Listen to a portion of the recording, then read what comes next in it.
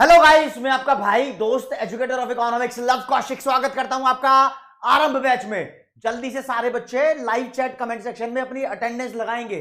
Attendance कैसे लगती है लव सर की क्लास में? जय हिंद जय कॉमर्स लिखो जल्दी। जय हिंद जय कॉमर्स दोस्तों, क्या हालचाल मेरे बच्चों? बहुत बढ़िया, जिंदाबाद। एकदम जबराट तरीके से क्लास के अंदर पूरी एनर्जी के साथ सब आ गए होंगे। बहुत ही बढ़िया, बहुत बढ़िया यार। इंडिया पाकिस्तान का मैच है, देखो फिर भी मैं तुम्हारे सामने हूं क्योंकि पढ़ाने का मेरा जज्बा है और पढ़ना आपको भी है। That's why it is very important. Okay, report है। चलो चलो भैया चलो, जल्दी से आ गए होंगे बच्चे। मैं स्टार्ट करता हूं क्लास को। उस्ताद देखो, डिमांड वाला चैप्टर चल रहा है। थ्योरी ऑफ डिमांड इस चैप्टर को बोलते हैं प्यार से। पेन का कलर मैं हरा सेलेक्ट कर लेता हूं और this is your lecture number 2। दूसरे नंबर का लेक्चर है। चलो जी, जनता यहां पर हाजिर हो चुकी है। लास्ट क्लास में लास्ट क्लास में मैंने आपको लॉ ऑफ डिमांड और फैक्टर अफेक्टिंग डिमांड के बारे में बता दिया था। उससे आगे आज कराऊंगा आपको टाइप्स ऑफ डिमांड बताऊंगा, डिमांड कर्व बताऊंगा, डिमांड स्केड्यूल बताऊंगा और डिमांड फंक्शन बताऊंगा। उससे पहले दोस्तों आपको एक बात बता दूं, लॉ ऑफ डिमांड क्या बोलता है? लॉ ऑफ डिमांड बोलता है अगर अदर थिंग्स कांस्टेंट रहे, अदर थिंग्स को हम अदर थिंग्स कांस्टेंट रहने को हम सेटरिस पेरिबस बोल देते हैं। अगर अदर थिंग्स कांस्टेंट रहे तो प्राइस बढ़ता है तो डिमांड कम हो जाती है, प्राइस कम होता है तो डिमांड बढ़ जाती है। अगर कोई बोले भैया लॉ ऑफ डिमांड की टेबल बनाओ, टेबल मतलब स्केड्यूल, एक ही बात है, स्केड्यूल या टेबल बनाओ। आप एक तरफ प्राइस लिखना, एक तरफ ये क्वांटिटी डिमांडेड, और प्राइस को बढ़ा देना 10 20 30 जैसा तुम्हारा मन कर रहा है, और डिमांड को कम कर देना 300 200 100। आप वैल्यू जो तुम्हारा मन करे वो ले लो, कोई दिक्कत नहीं है। और भी जितनी मर्जी टेबल बन सकती है। मैंने प्राइस बढ़ाया है, आप इसकी टेबल में यानी एक टेबल और देख लो लॉ ऑफ डिमांड की, इसमें आप प्राइस को कम कर सकते हो। तुम्हारा मन कर रहा है प्राइस करना है आपने 30 20 10, बस फिर आपको क्वांटिटी डिमांडेड बढ़ती हुई दिखानी पड़ेगी। 100 200 और 300, ये दोनों की दोनों लॉ ऑफ डिमांड की टेबल है, समझे? और पेपर में अगर डायग्राम आ गया कि लॉ ऑफ डिमांड का डायग्राम बनाना है तो वो भी सिखा देता हूं, ठीक है? चलो जी, आ गया उस्ताद लॉ ऑफ डिमांड का डायग्राम। यार डायग्राम मैं बहुत सारे बता देता हूं, आपका जो मन करे वो बना लेना। एक यहां बताऊंगा, एक यहां बताऊंगा, एक यहां बताऊंगा। जो तुम्हारा मन करे वो बना देना, टीचर किसी में नंबर नहीं काट सकता। आपको एक लाइन बनानी पड़ेगी, ये डाउनवर्ड स्लोपिंग लाइन है, इसे डिमांड कर्व बोलते हैं। ये डिमांड कर्व है जी, ये डिमांड कर्व है जी, तीनों में। अब पहले को एक्सप्लेन कर रहा हूं मैं। कोई भी एक पॉइंट ले लो, मानो इस पे प्राइस P1 है, O से लेकर P1 तक, क्वांटिटी OQ1 है। इस पे भी ऐसी कोई भी पॉइंट ले लो, मान लो कि प्राइस P1 है, क्वांटिटी Q1 है। दो डायग्राम देख लो पहले। तो आप बोलो कि अगर प्राइस P1 से P2 की तरफ कम हो गया तो टक्कर मारो सामने इस लाइन को, और इस लाइन को टक्कर मारो हरी लाइन पे, तो देखेंगे प्राइस के कम होने की वजह से डिमांड बढ़ गई।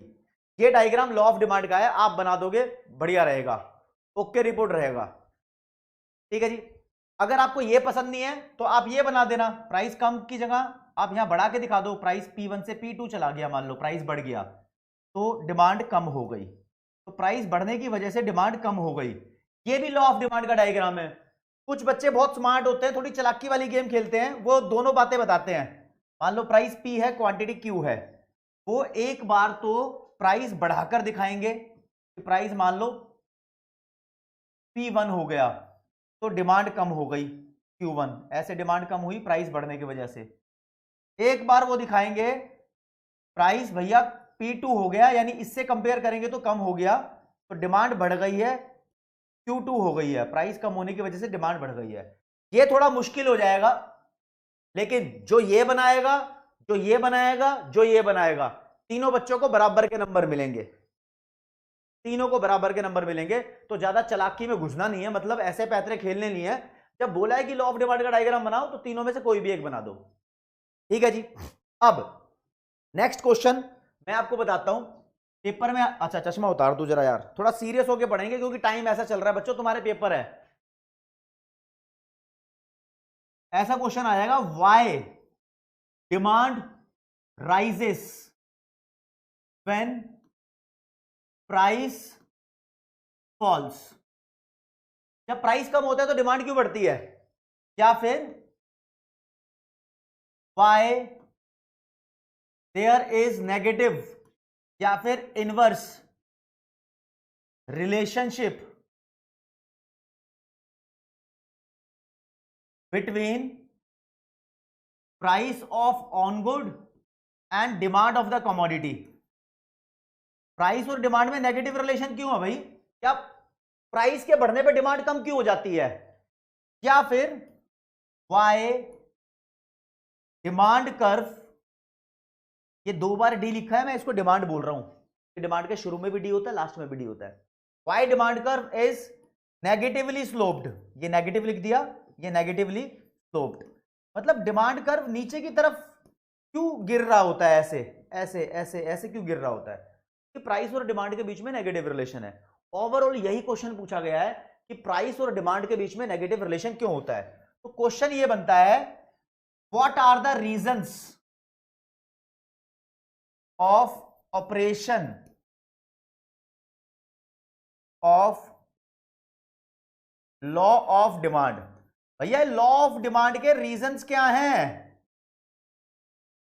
ये चारों क्वेश्चन सेम है, बच्चा ऐसे क्वेश्चन का आंसर दे ही नहीं पाता। इनके मैं आंसर आपको बताऊंगा। आंसर में अगर आप लिखना चाहो तो देखो कितने आंसर बनेंगे।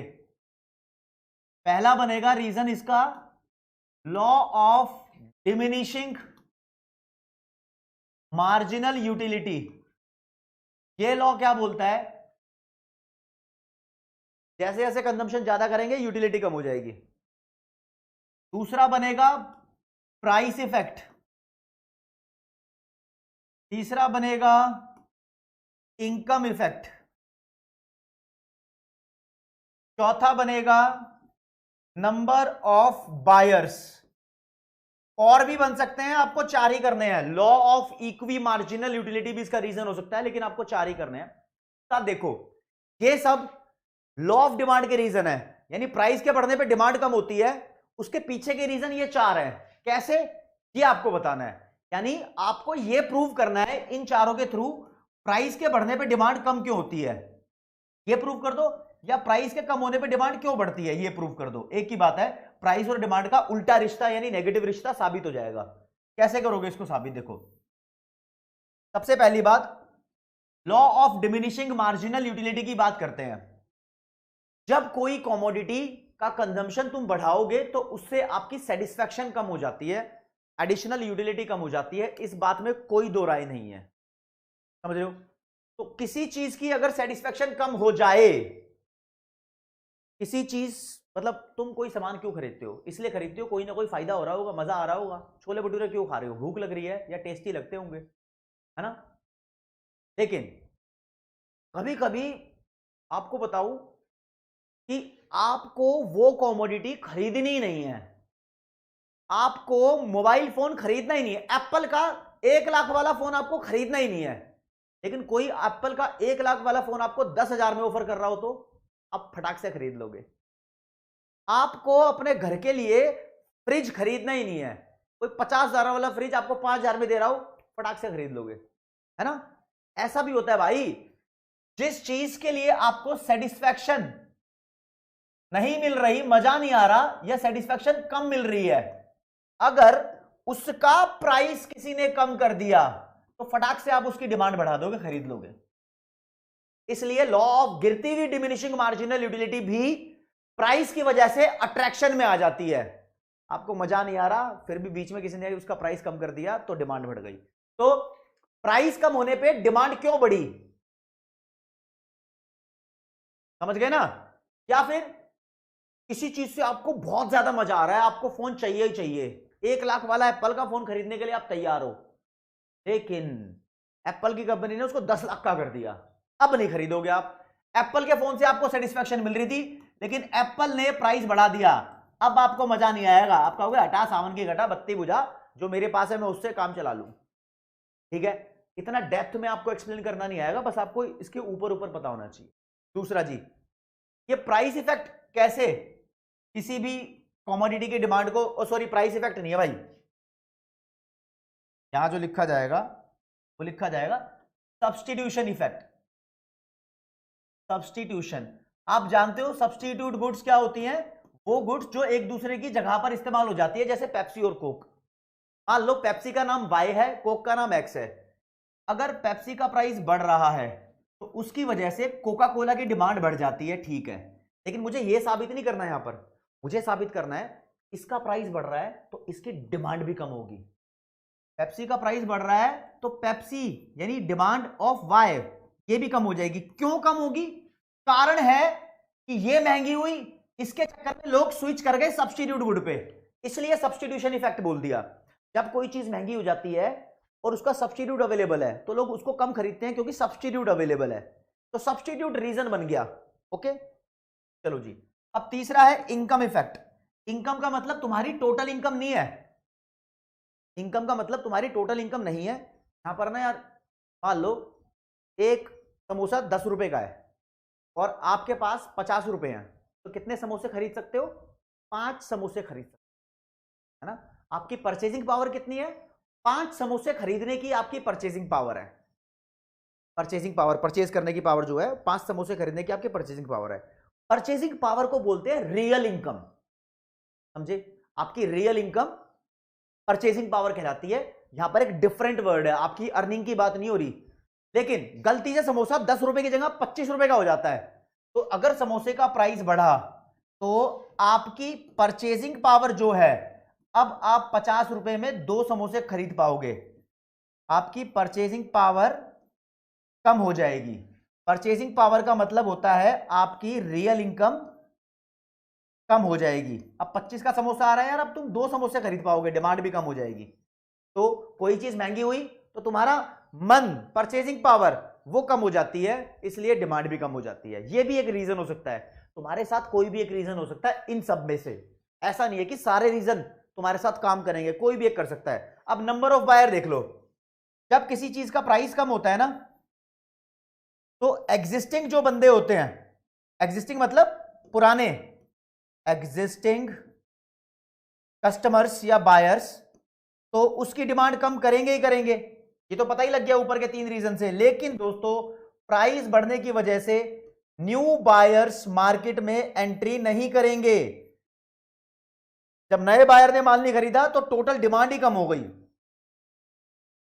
तो दीज आर द रीजंस। आपको सिर्फ रीजन बताना है कि एक का प्राइस बढ़ता है तो दूसरे की डिमांड कम होती है, क्यों? बीच में तो कोई कारण होगा, बस ये बात थी। और एक और पेपर में आजकल ट्रेंडिंग क्वेश्चन चल रहा है भैया, मुझे बताओ लॉ ऑफ डिमांड के एक्सेप्शन क्या है? एक्सेप्शन मतलब ऐसी बातें बताओ जहां पर लॉ ऑफ डिमांड काम नहीं करता। क्या बोलते हैं? प्राइस बढ़ता है तो डिमांड कम होती है, नॉर्मल लॉ ऑफ डिमांड बोलता है। ऐसी कौन सी बात है जहां पर ये नहीं होगा, यानी प्राइस बढ़ने से डिमांड कम नहीं होगी? ऐसी कौन सी बात है? बहुत सारी बातें हैं। एक हस्बैंड अपनी वाइफ के लिए लिपस्टिक खरीदता है तो वो ये नहीं देखता महंगी है सस्ती है, वो अपनी वाइफ के लिए मेकअप किट लेकर जाता है, चाहे महंगी हो तब भी वो डिमांड बढ़ाता है। क्यों? क्योंकि उसकी वाइफ उसको घर जाके पेलेगी, मारेगी नहीं लाया तो। एक्सेप्शन है ना, ठीक है? तो ऐसी कुछ बातें करूंगा यहां पर। दोस्तों, जो चीजें नेसेसिटीज होती हैं, नेसेसिटीज या नेसेसरीज कुछ भी बोल लो, जो एसेंशियल गुड्स होती है, मतलब बहुत जरूरी आइटम है, खाना हो गया,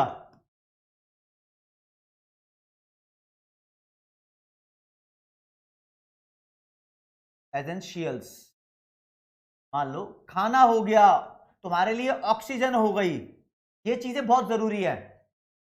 कोरोना में क्या था? ऑक्सीजन महंगी हो गई थी, कोरोना में ऑक्सीजन की कमी हो रही थी लोगों को, तो ऑक्सीजन महंगी हो गई तो लोगों ने उसकी डिमांड कम नहीं की। कोई लाइफ सेविंग ड्रग है, कोई जान बचाने वाली दवाई है, वो भी महंगी होगी तो खरीदी जाएगी। कोरोना के टाइम पे एक दवाई थी रेमडेसिविर, लोगों को खरीदनी पड़ रही थी, वो महंगी थी तब भी, ठीक है? तो ये इस केस के अंदर। या फिर दूसरा केस आपको बताऊं, इमरजेंसी, कोई इमरजेंसी में अड़ी फंसी में, अब मान लो आपको दिल्ली से रोहतक जाना है इमरजेंसी में, तो आप नहीं देखोगे उसकी टिकट महंगी मिल रही है सस्ती मिल रही है, आप महंगी टिकट का प्राइस भी लेके, आपको मान लो शाहरुख खान की पिक्चर देखनी है, अक्षय कुमार की पिक्चर देखनी है, तो हाउसफुल हो रखा है, ब्लैक में टिकट खरीद के बंदा चला जाता है, इमरजेंसी लग गई ना। अब किसी को लैटरिन जाना है और सुलभ शौचालय वहां पर है, अब उसकी टिकट महंगी हो गई, भी होती होगी टिकट जो डिलक्स शौचालय होते हैं, तो बंदे को इमरजेंसी हो गई है, वो महंगी टिकट में भी दीर्घ शंका लघु शंका जो भी है लैटरिन करके आएगा, कोई दिक्कत नहीं है, ठीक है। इमरजेंसी में महंगा सामान भी लेना पड़ता है, तुम फील कर सकते हो कि एग्जांपल कैसा भी अपने दिमाग में सेट कर लो, कोई फर्क नहीं पड़ता, ठीक है। अब कुछ बंदे स्टेटस वाली गुड्स खरीदते हैं, स्टेटस सिंबल के लिए हवाबाजी, ये कहते हैं जो माल महंगा है मैं वही खरीदूंगा, लुई विटोन, गुची, अरमानी वही लूंगा, उनके लिए भी लॉ ऑफ डिमांड मैटर नहीं करता। या फिर ऑस्टिनेशंस की थिंग्स होती हैं, ऑस्टिनेशंस मतलब घर में सजावट की, सीनरी हो गई या पर्दा हो गया या दो चार आइटम और हो गए, घड़ी हो गई, तो वो भी चीजें महंगी खरीदी जाती हैं, वहां ये नहीं देखते कि प्राइस बढ़ेगा तो फिर हम उसकी डिमांड कम करेंगे, ठीक है। और क्या हो सकता है, एक हो सकता है प्राइस इग्नोरेंस, जो बंदे प्राइस को इग्नोर करते रहते हैं, शायद मैं, लॉ ऑफ डिमांड उनके लिए कभी कभी काम नहीं करता, लाइक जब प्राइस सस्ता होगा तो लोग ज्यादा खरीदते हैं, ये लॉ ऑफ डिमांड है, लेकिन मुझे कोई सस्ती चीज बहुत बढ़िया लगती है मैं खरीद लेता हूं, ठीक है। और ये तो बात ठीक है, सभी खरीद लेते हैं, लॉ ऑफ डिमांड फॉलो कर लिया, फॉलो कब नहीं होता यार, कोई चीज महंगी है उसकी डिमांड लोग कम करते हैं, ठीक है, लेकिन जो प्राइस को इग्नोर करने वाला होता है ना, वो क्या करता है कि उसको लगता है चीज सस्ती है, वो तब भी नहीं खरीदता, प्राइस कम होने पर उसकी डिमांड बढ़ाता ही नहीं, कहता है मेरे काम की नहीं है, मैं नहीं ले रहा भाई, इग्नोर कर, कुछ भी प्राइस हो, महंगी हो सस्ती हो, मुझे कोई लेन देन नहीं है, मुझे सही लग रही है तो मैं ले लूंगा, समझ लो, जो इग्नोर कर रहा है, नहीं भाई फ्यूचर एक्सपेक्टेशन नहीं लगेंगे, इतना ही पॉइंट कर लो, यही काफी है तुम्हारे लिए, पॉइंट तो अनलिमिटेड छाप दूंगा इसके अंदर मैं। स्टेटस सिंबल वाली चीजों को काफी सारी बुक के अंदर स्नोब बोल रखा है, स्नोब गुड्स, हवाबाजी वाली गुड्स हैं ये, महंगे महंगे आइटम जो लेना पसंद करते हैं। और इसके अलावा बहुत सारे केस हो सकते हैं, तुम्हारी हैबिट भी हो सकती है, जो नशेड़ी गंजेड़ी है उसको फर्क नहीं पड़ता प्राइस कितना हो गया, वो दारू लेगा, गांजा लेगा, सिगरेट लेगा भाई।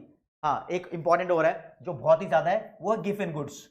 गिफन गुड्स वो होती हैं जिनका प्राइस के साथ पॉजिटिव रिलेशन होता है, प्राइस बढ़ने पे डिमांड बढ़ जाती है, तो ये डिमांड को, लॉ ऑफ डिमांड को बिल्कुल भी फॉलो नहीं करती, ठीक है जी, ओके रिपोर्ट है।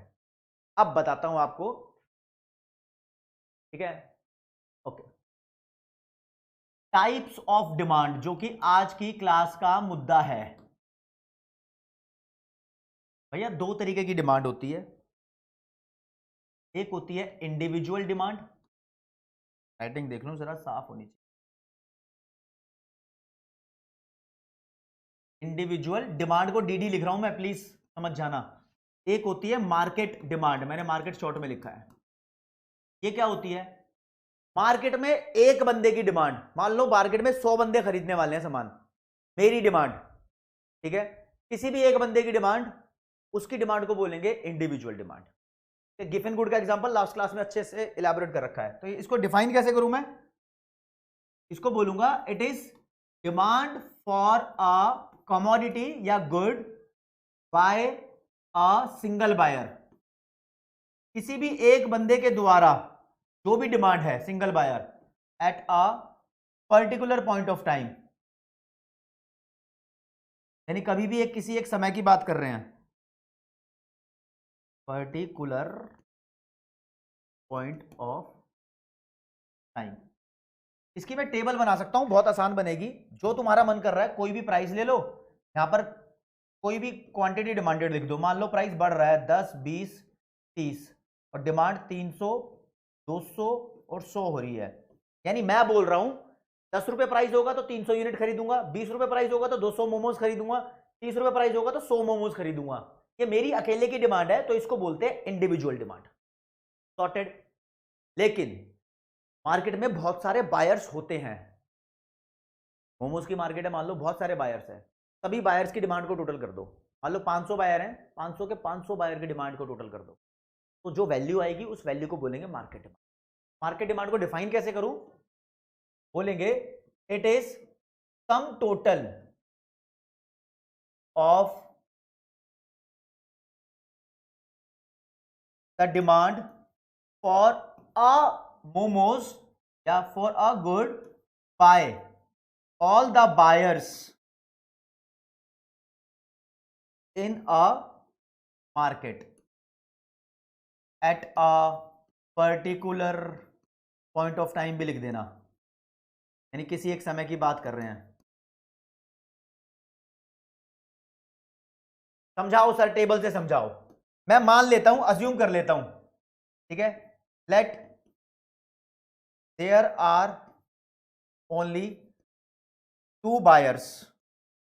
अब असली में तो 200 भी होंगे, एक का नाम ए है, एक का नाम बी है। मार्केट में 2 ही बंदे हैं सामान खरीदने वाले, मार्केट में 2 ही लोग हैं सामान खरीदने वाले। दोनों की डिमांड का टोटल कर दो। कैसे? यही वाला ले लेते हैं फंडा। मान लो एक प्राइस ले लिया संतरी रंग से, बोल रहे प्राइस मान लो 10 20 30 बढ़ रहा है, तो जो ए है उसकी डिमांड को मैं डी ए लिख रहा हूं, उसकी डिमांड यही मान लेता हूं 300 200 100। लेकिन जरूरी थोड़ी है जो बी बंदा है, यहां लिखा डिमांड ऑफ बी, उसकी भी सेम डिमांड होगी। बी बोल रहा है भैया मैं 400 300 और 200 ऐसे डिमांड कर रहा हूं। हमें ना ए से मतलब ना बी से मतलब, दोनों का टोटल करेंगे तो आएगी हमारे पास मार्केट डिमांड। मार्केट डिमांड किसकी डिमांड का टोटल है? ए प्लस बी। 300 और 400 700, 200 और 300 500, 100 और 200 300। दोस्तों ये मार्केट डिमांड की टेबल बन गई है, पूरा कॉन्सेप्ट एक्सप्लेन हो गया है। आप चाहते तो यहां पर 3 बायर मान सकते थे, तो 3 बंदों का डेटा लिखते, अपनी मर्जी से मान के तीनों को टोटल करते। 4 का भी मान सकते थे, लेकिन इतना लंबा रायता फैलाने का कोई मतलब नहीं है, आप 2 से ही काम चलाओ।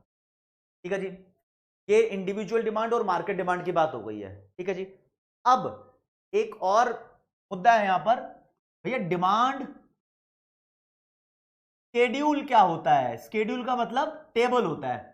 अब मैं बोल रहा हूं प्राइस 10 से 20 हो गया, क्वांटिटी डिमांडेड 400 से 200 हो गई, ये टेबल डिमांड शेड्यूल है। ये टेबल भी डिमांड शेड्यूल थी, ये टेबल भी डिमांड शेड्यूल थी। तो क्या होती है डिमांड शेड्यूल? डिमांड शेड्यूल का मतलब ऐसी टेबल जो प्राइस और डिमांड का रिश्ता दिखाए, बस खत्म कहानी। हाँ बस खत्म कहानी। कैसे बोलूं? It is a table relating between price of on good and its quantity demanded। Price और क्वांटिटी के बीच में जो रिश्ता दिखाए उस टेबल को बोलते हैं डिमांड शेड्यूल। अब दोस्तों ये टेबल भी 2 तरीके की होती है। यहां अगर बताऊं आपको मैं टाइप्स ऑफ डिमांड शेड्यूल, अभी थोड़ी देर पहले बताता हूं, थोड़ी देर पहले क्या हुआ था। टाइप्स ऑफ डिमांड शेड्यूल, एक डिमांड शेड्यूल को बोलते हैं इंडिविजुअल डिमांड शेड्यूल, एक होती है मार्केट डिमांड शेड्यूल। कैसे? अभी थोड़ी देर पहले आपने देखा था इंडिविजुअल की डिमांड को दिखाने वाली टेबल इंडिविजुअल डिमांड शेड्यूल होती है, और जो मार्केट की डिमांड को दिखा रही है इसको बोलते हैं मार्केट डिमांड शेड्यूल। तो ऐसी टेबल जो प्राइस और इंडिविजुअल डिमांड को दिखाए, कहीं है नहीं इंडिविजुअल डिमांड, हम अपनी मर्जी से मान के चल रहे हैं। ठीक है, ओके जी। तो क्या बोलूं मैं यहां पर, एक ऐसी टेबल जो प्राइस और इंडिविजुअल डिमांड में रिश्ता दिखाए, तो टेबल रिलेटिंग, यही याद करा रहा हूं देखना जरा, relating between price of on good, लिख देना price of on good and individual demand. Individual demand is called individual demand schedule.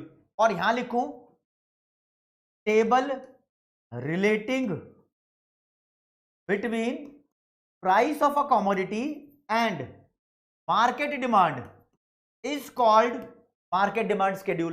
Language कितनी आसान हो गई है ना।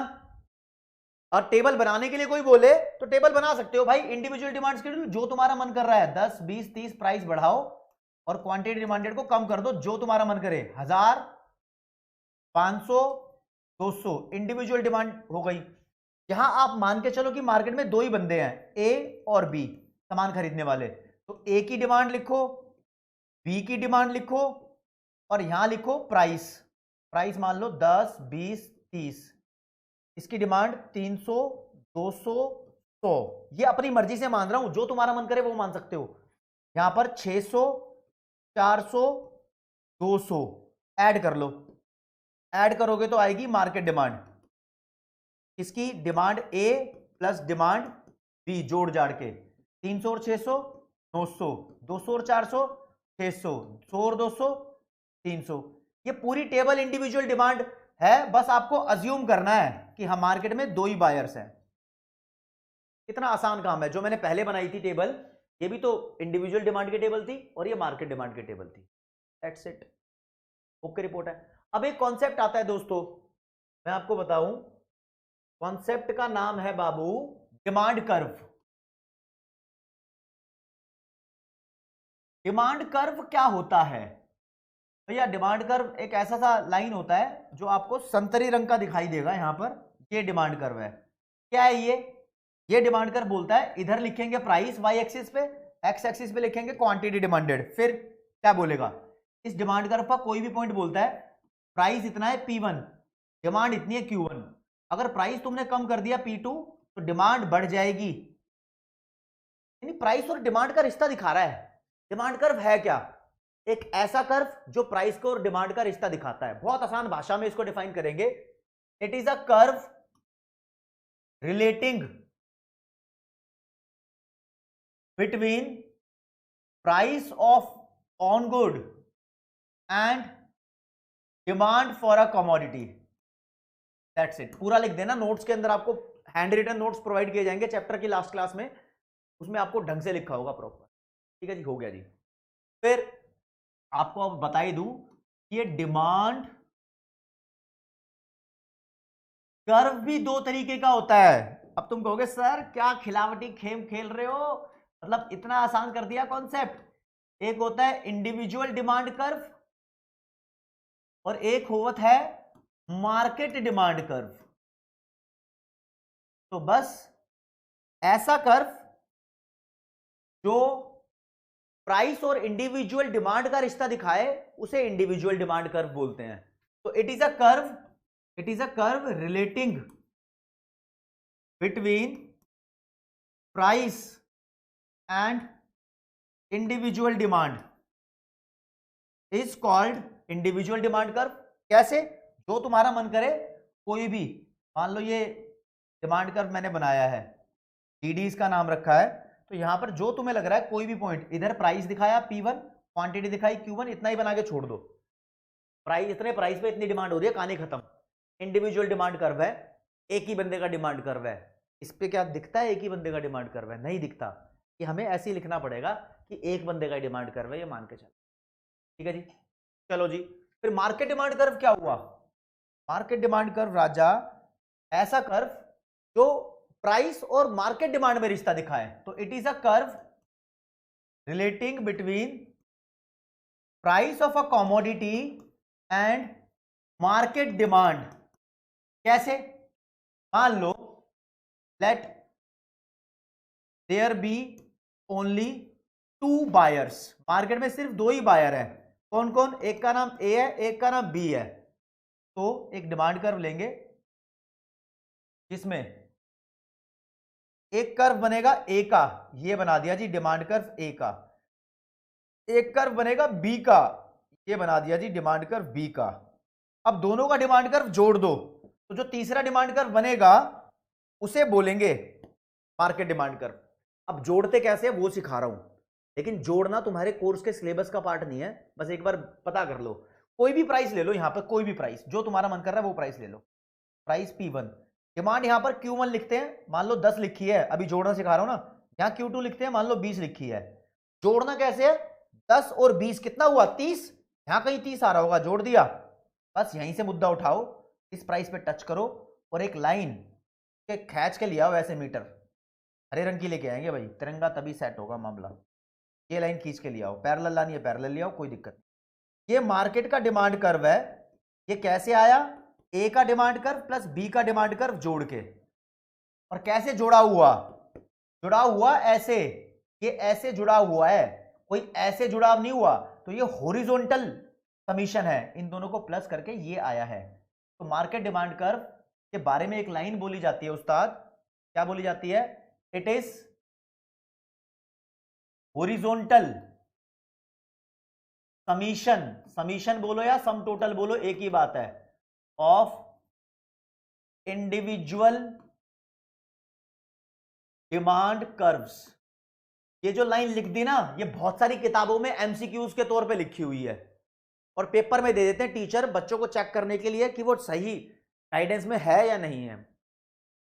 समझ गए? तो मैंने अभी आपको क्या कराया, डिमांड दो तरीके की होती है, इंडिविजुअल डिमांड और मार्केट डिमांड। डिमांड शेड्यूल भी दो तरीके का होता है, इंडिविजुअल डिमांड शेड्यूल और market demand schedule. Demand curve भी दो तरीके का होता है, इंडिविजुअल डिमांड कर्व और मार्केट डिमांड कर्व। इसके बाद दोस्तों हम एक नया कॉन्सेप्ट करेंगे, उससे पहले आपसे क्विज का क्वेश्चन करा दूं, इतना सुपर फास्ट चलने की जरूरत नहीं है उस्ताद। पोल पूल बाद में, पहले आएगी क्विज, के बाद देखते हैं क्या मीटर खिंच रहा है। लो जी, आपके लिए क्वेश्चन है, which of the following is not an assumption of the law of demand? Law of demand की अजम्पशन कौन सी नहीं है? पहले तो बता दूं अजम्पशन होती क्या है। प्राइस बढ़ता है और डिमांड कम होती है ना, ये लॉ ऑफ डिमांड है ना। तो प्राइस को छोड़कर जितने भी दूसरे फैक्टर्स हैं, कौन कौन से? टेस्ट, इनकम, पॉपुलेशन, एक्सपेक्टेशन और रिलेटेड गुड्स का प्राइस। इसमें प्राइस नहीं लिखा मैंने, राइट? प्राइस को छोड़कर जितनी भी चीजें हैं वो सब कांस्टेंट रहती हैं। लॉ ऑफ डिमांड में लिखते हैं ना, अदर फैक्टर्स आर कांस्टेंट, तो वो सब अजम्पशन है। आपको बताना है कौन सी अजम्पशन नहीं है। आपको मैं यहां पर 45 सेकंड का टाइम दे रहा हूं। चलो जी, रीड भी करवा देता हूं ऑप्शन उस्ताद साथ के साथ में। Price of substitute goods do not change, related goods का प्राइस हो गया ये। Income of the consumer remain same, ये इनकम ऑफ द बायर को मैं आई लिख रहा था। There is no change in the taste and preference, ये टी हो गया। Price of given commodity does not change, इसका मतलब price of on good change नहीं होगा, तो ये पी हो गया। एक पी और होता है पॉपुलेशन, ठीक है। अजम्पशन कौन सी नहीं है? हम अज्यूम करते हैं कि जो मैंने अभी T I P E R लिखा था वो सारे कांस्टेंट होंगे, मतलब चेंज नहीं होंगे, ठीक है। ये अज्यूम करते हैं, आपको बताना कौन सी अजम्पशन नहीं है, तो मैंने आपके लिए बहुत आसान कर दिया है।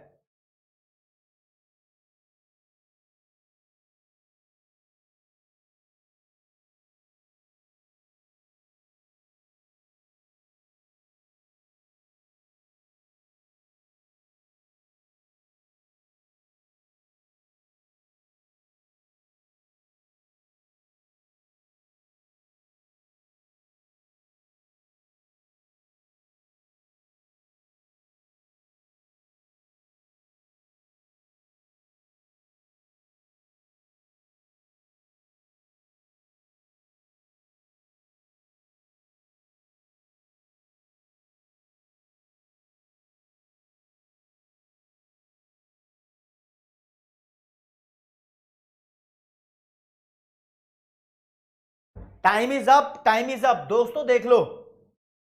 देखो, नॉट चेंज का मतलब कांस्टेंट, ये भी कांस्टेंट, सेम का मतलब भी कांस्टेंट, ये भी कांस्टेंट, और नो चेंज का मतलब कांस्टेंट, ये भी कांस्टेंट। तो लॉ ऑफ डिमांड में बोलते हैं अदर थिंग्स कांस्टेंट रहेगी, तो ये सब अजम्पशन है। अरे लॉ ऑफ डिमांड में प्राइस थोड़ी कांस्टेंट होता है, प्राइस बढ़ेगा डिमांड कम, प्राइस कम डिमांड ज्यादा, ये अजम्पशन नहीं है। तो फोर्थ वाला is the right answer, fourth वाले के साथ जाएंगे। और देखो, हाँ बच्चे घूमे हुए थे यहां पर, क्या बात हो रही है। तो सही आंसर दिया श्रेया, गर्वित, लक्ष्मी, सुहानी, रत्नेश ने। बहुत दिमाग लगाने वाला क्वेश्चन था, कोई नहीं, कॉन्फिडेंस लेवल तुम्हारा बूस्ट अप करते हैं। लिखा है, which of the following is determinant of market demand? Determinant का मतलब होता है फैक्टर अफेक्टिंग। आप मुझे ये बता दो, डिमांड का फैक्टर अफेक्टिंग कौन है? डिमांड को बदलने वाला फैक्टर अफेक्टिंग यहां पर कौन है? T I P P E R, tipper बताया था, इनमें से ही ये सारे फैक्टर अफेक्टिंग है डिमांड के। आप बता दो कौन सा यहां पर है। 30 सेकंड का टाइम दूंगा, देखते हैं जरा, ऑप्शन खुद पढ़ने हैं आपको यहां पर, थोड़ा दिमाग तेज भागेगा तुम्हारा जब ऑप्शन खुद पढ़ोगे तो।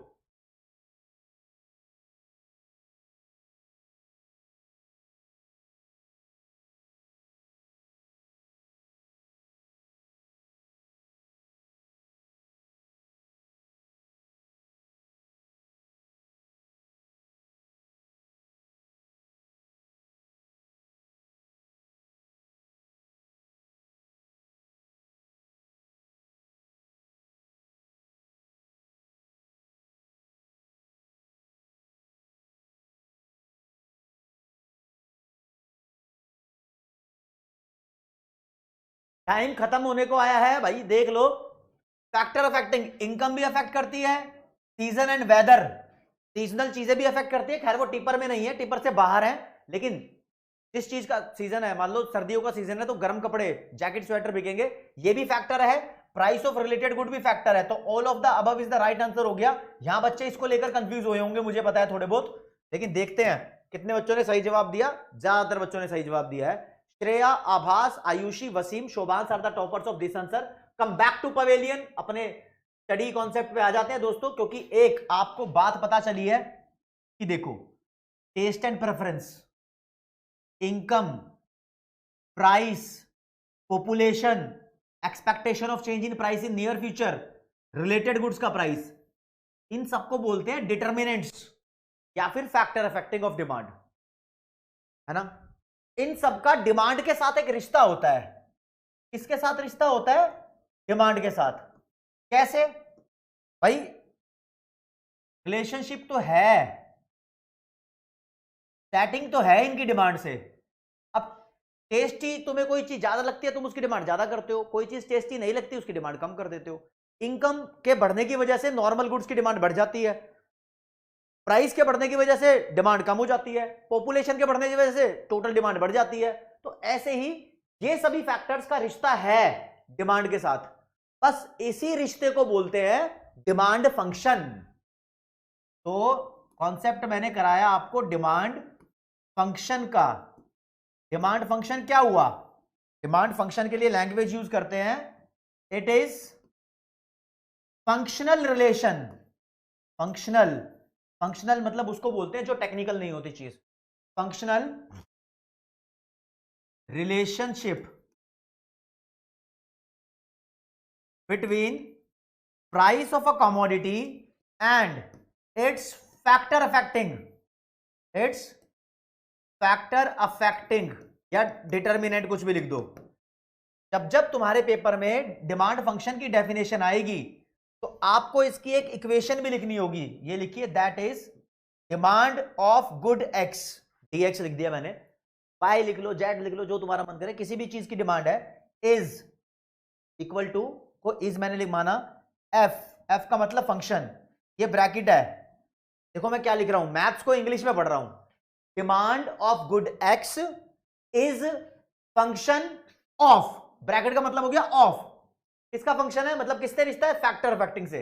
यहां फैक्टर अफेक्टिंग के नाम लिखने शुरू कर दो, taste, income, population, price, expectation, related, season, income distribution, जो तुम्हारा मन करे वो लिख दो, जो तुम्हारा मन करे। अब तुम्हारी बुक के अंदर क्या लिखा है? बुक के अंदर लिखे हैं एक आधे, ऐसे लिखा है बुक के अंदर, तो demand of good x is function price of good x, price of related good को वाई बोल दिया, इतना लिख के अदर लिख दिया, काफी सारे में अदर फैक्टर्स एक्सेट्रा ऐसे करके खत्म कर दिया। हर एक में अलग अलग तरीके से लिखा है, आप जो मर्जी लिख दो, कोई माइका लाल नहीं जो तुम्हारी इस इक्वेशन को गलत कर देगा। लेकिन आपसे हाथ जोड़ कर रिक्वेस्ट है, जब जब डिमांड फंक्शन की डेफिनेशन आएगी पेपर में, आप उसके साथ इक्वेशन लिख कर आना, तब टीचर पूरे नंबर देगा। ठीक है जी, कोई नहीं जी, आगे बढ़ते हैं इसी रूपरेखा में। यार तुम्हें जान के खुशी होगी कि जो डिमांड फंक्शन है, फंक्शन को मैं शॉर्ट में ऐसे लिखता हूं, ये भी उस्ताद दो तरीके का होता है। एक होता है इंडिविजुअल डिमांड फंक्शन, एक होता है market demand function. Individual demand function को हम कंज्यूमर डिमांड फंक्शन भी बोलते हैं, कंज्यूमर डिमांड फंक्शन, और तुम जानोगे तो इसको हाउस होल्ड डिमांड फंक्शन भी बोलते हैं।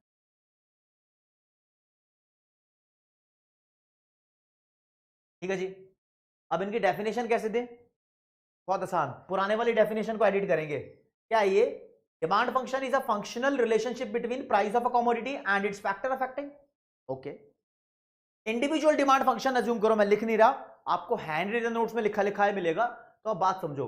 इंडिविजुअल डिमांड फंक्शन क्या होगा? Individual demand function is functional relationship between, price नहीं आना चाहिए दोस्तों बीच में, ये गड़बड़ी कर दी थी भाई, सॉरी, प्राइस के बीच में रिश्ता नहीं, डिमांड के बीच में, डिमांड और उसके फैक्टर्स के बीच में रिश्ता। अब प्लीज क्लियर कर लो उसको, है ना। हाँ, individual demand function is a functional relationship between individual demand and it's factor affecting. बस इस वर्ड को हटा के बीच में इंडिविजुअल लगा देना, इंडिविजुअल डिमांड फंक्शन की डेफिनेशन बन जाएगी। और इसी वर्ड को हटा के मार्केट डिमांड लगा दोगे तो मार्केट डिमांड फंक्शन की डेफिनेशन बन जाएगी। तो एक बार मार्केट डिमांड फंक्शन की definition soon low, it is a functional relationship between market demand and it's factor affecting. ठीक है जी, तो देखिए जरा यहां पर कॉमन कॉमन क्या बोल रहे हैं। वेदर एक्सेप्शन नहीं है लॉ ऑफ डिमांड का ऋषभ भाई। रिलेटेड गुड्स किस में आएगा? फैक्टर अफेक्टिंग में आएगा। ठीक है, और डिस्ट्रीब्यूशन ऑफ इनकम मतलब इनकम किस तरीके से इलाके में डिस्ट्रीब्यूटेड है, इक्वल या अनइक्वल, लास्ट क्लास में बताया था Priyanshu Tiwari. Given goods last class में कराए थे आपने, लगता है कि लास्ट क्लास अटेंड नहीं की थी। अच्छा अदिति वॉइस लो है तो मैं थोड़ा तेज बोलने की कोशिश करता हूं। और थैंक यू याकृति। अच्छा कह रही है इंडिविजुअल डिमांड पे प्राइस 10 है, डिमांड 1000 है, तो मार्केट डिमांड 300 कैसे? मैंने कहा 300 लिख दिया क्या यार? देखते हैं उस्ताद, देखत हैं 1000 कहां लिखा है भाई? आपने कहा तो हमने चेक भी कर लिया यार। तो यार ये वाला था वो 1000, तो मैंने यहां अज्यूम किया है ना, यहां अलग टेबल बनाई है, तो आपस में रिश्ता नहीं दिखाया मैंने, टेंशन मत लो आप। ठीक है, तो आपकी बात भी रखी गई, चलो जी कोई दिक्कत नहीं है। मार्केट डिमांड आशुतोष सभी लोगों की डिमांड का टोटल होता है। मान लो मार्केट में दो बंदे हैं, एक 10 किलो आलू खरीद रहा है, एक 12 किलो आलू खरीद रहा है, 10 + 12 22 kg जो आलू है वो मार्केट डिमांड हो गई। 100 बंदे हैं तो 100 की डिमांड का टोटल हो जाएगा मार्केट डिमांड। ठीक है ना? ओके, नोट्स मिलेंगे नोट्स वाले सेक्शन में। अजरा जब आप क्लासरूम में जाते हो तो आपको डीपीपी पीडीएफ ऐसे सेक्शन मिलते हैं ना, वहां नोट्स वाला सेक्शन है, वहां मिल जाएंगे। क्लास नोट्स भी जहां मिलते हैं और हैंड रिटन नोट्स भी आपको मिल जाते हैं। ठीक है जी, ओके रिपोर्टर। अब मैं आपको बात करता हूं, देखो जी क्वेश्चन आएगा फैक्टर अफेक्टिंग डिमांड, तो आंसर में क्या लिखोगे? बताओ जी, फैक्टर अफेक्टिंग डिमांड कौन से है? टेस्ट है, इनकम है, प्राइस है, पॉपुलेशन है, एक्सपेक्टेशन है, और प्राइस ऑफ रिलेटेड गुड्स है। इसके अलावा इनकम डिस्ट्रीब्यूशन लिख सकते हो आप, या फिर सीजन वेदर वगैरह लिख सकते हो, लेकिन यही याद कर लो काफी है। लेकिन दोस्तों अगर पेपर में क्वेश्चन आया ये वाला जो अब बता रहा हूं, पेपर में क्वेश्चन आया फैक्टर अफेक्टिंग मार्केट डिमांड बताओ, मार्केट में डिमांड को अफेक्ट करने वाले फैक्टर बताओ, भैया सेम है, कोई बदलाव नहीं है। Taste, income, price, population, expectation और रिलेटेड गुड्स का प्राइस सेम है, एक ही बात। लेकिन लेकिन लेकिन अगर क्वेश्चन आया डिटर्मिनेंट्स को फैक्टर अफेक्टिंग बोलते हैं, फैक्टर अफेक्टिंग इंडिविजुअल डिमांड बताओ, तो यहां बात बदल जाएगी।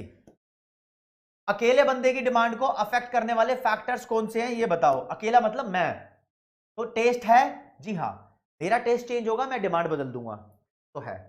इनकम है, जी हां है, मेरी इनकम बदलेगी मैं डिमांड बदल दूंगा। प्राइस है, जी है, प्राइस बदलेगा तो मैं डिमांड प्राइस के बढ़ने पे कम करूंगा, प्राइस कम होने पे डिमांड ज्यादा करूंगा। पॉपुलेशन है, नहीं, पॉपुलेशन मान लो ज्यादा हो जाती है तो ओवरऑल डिमांड बढ़ती है। जैसे कि ए बोलता है मैं 10 किलो आलू खरीदूंगा, बी बोलता है मैं 10 किलो आलू खरीदूंगा, फिर इस इलाके में एक बंदा और आ गया सी, ये कहता है मैं भी 10 किलो आलू खरीदूंगा, तो मार्केट की टोटल डिमांड 30 हो गई पॉपुलेशन बढ़ने से, सी के आने से, है ना? अकेले की डिमांड पे फर्क नहीं पड़ता, अकेले की डिमांड पे फर्क नहीं पड़ता राजा, तो ये हट जाएगा एक पी। मेरी एक्सपेक्टेशन, उम्मीदें मेरी डिमांड को चेंज करेगी, सब्स्टिट्यूट और कॉम्प्लीमेंट्री गुड्स का प्राइस मेरी डिमांड को चेंज करेगा। तो ये जो 5 है, पॉपुलेशन को छोड़ के, पॉपुलेशन को नंबर ऑफ कंज्यूमर बोलते हैं, उसको छोड़ के वो इंडिविजुअल डिमांड के फैक्टर हैं, समझ रहे हो? तो इंडिविजुअल डिमांड और मार्केट डिमांड में डिफरेंस आ जाएगा, तो इंडिविजुअल डिमांड की डेफिनेशन, मार्केट डिमांड की डेफिनेशन लिख देना। इंडिविजुअल डिमांड के फैक्टर में पॉपुलेशन नहीं आता, मार्केट डिमांड के फैक्टर में पॉपुलेशन आता है, ये लिख देंगे। और फिर एक इंडिविजुअल डिमांड की टेबल बना दी और एक मार्केट डिमांड की टेबल बना दी, काम हो जाएगा। अब देखो पेपर में क्वेश्चन आए फैक्टर अफेक्टिंग डिमांड, या क्वेश्चन आए डिटर्मिनेंट्स ऑफ डिमांड, या क्वेश्चन आए फैक्टर अफेक्टिंग डिमांड कर्व, या क्वेश्चन आए फैक्टर अफेक्टिंग डिमांड फंक्शन, या क्वेश्चन आए फैक्टर अफेक्टिंग डिमांड शेड्यूल, सबके आंसर में ये वाले पॉइंट लिखने हैं। अगर क्वेश्चन आए factor affecting market demand schedule, market demand curve के फैक्टर बताओ, मार्केट डिमांड फंक्शन के फैक्टर बताओ, सबके आंसर में यही पॉइंट डिट्टो सेम आएगा। लेकिन individual demand schedule, individual demand curve, individual demand function के फैक्टर आएंगे तो पॉपुलेशन नहीं आएगा, बाकी सब आएंगे, पॉपुलेशन नहीं आएगा। ये भेजे में बिठाना है आपको। ओके ओके, चलो जी दोस्तों, आपको फिर ये बता दिया गया है। अब इसके आगे की बात में आपका क्विज कैच कर लो। लास्ट क्लास में कराया था भैया, मैं तुमसे चेक करना चाहता हूं कि तुम्हें आता है नहीं आता। सेटेरिस पैरिबस का मतलब क्या होता है? चार है, इसका मतलब सप्लाई को कांस्टेंट मानूं या डिमांड को कांस्टेंट, या प्राइस को कांस्टेंट, या अदर फैक्टर्स को कांस्टेंट मानूं? क्या है सेटेरिस पैरिबस का मतलब? 30 सेकंड्स तुम्हें दूंगा, टक टक टक टक तुम्हें जवाब देना पड़ेगा। लो जी, तुम्हारा टाइम आ गया। हाँ महरीम, आप समझ सकते हो।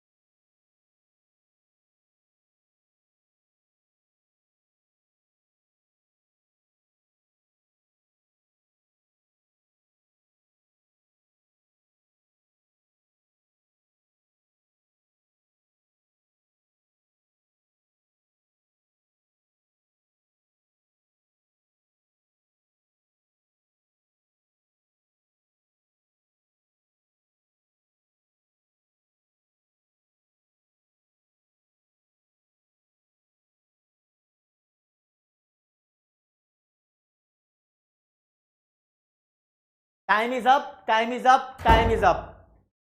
ठीक है जी। अदर फैक्टर्स बीइंग कांस्टेंट, या other factors are held constant, या अदर थिंग्स आर कांस्टेंट, कुछ भी लिखा होता है। सारी बुक लैंग्वेज चेंज करती है। Fourth is the answer. इसको सेटेरिस पैरिबस बोलते हैं, ग्रीक लैंग्वेज का शब्द है। टक टक टक टक इसको टिक कर दो। ज्यादातर बच्चों ने सही आंसर दिया। Tanishka, summer, Shreya, Honey, Vansh are the toppers of this answer. Very good भाई, मजा आ गया, मजा आ गया, मजा आ गया। अच्छा जी, चलो जी उस्ताद, आपको एक बात बताऊं। क्वेश्चन है the slope of demand curve is generally, demand curve का स्लोप कैसा होता है? नेगेटिव या पॉजिटिव, या कांस्टेंट, या नेगेटिव पॉजिटिव दोनों हो सकता है। जनरली पूछा है, जनरली कैसा होता है? नेगेटिव को हम डाउनवर्ड स्लोपिंग भी बोलते हैं, और पॉजिटिव को हम अपवर्ड स्लोपिंग भी बोलते हैं। आपने कौन सा शब्द सुना है इस चैप्टर में, ये बताओ। चलो जी, इतने में बच्चों के साथ साथ में डाउट भी देखता हूं क्या पूछ रहे हो।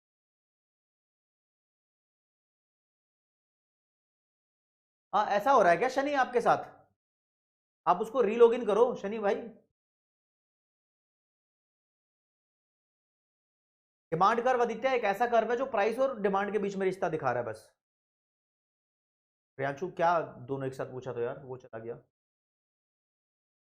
मार्केट डिमांड में सीजन, वेदर, डिस्ट्रीब्यूशन सब आएगा हर्षित, सब आएगा। नोट्स मिलेगा चैप्टर की एंड वाली क्लास में। Abhishek Kumar ji, Ayesha happy birthday. चलो आयशा बोल रही है उनका बर्थडे है, तो I wish you very happy birthday. Keep studying and achieve all your life goal. Lots of affection. Thank you Mahesh भाई, थैंक यू तनिष्का यादव।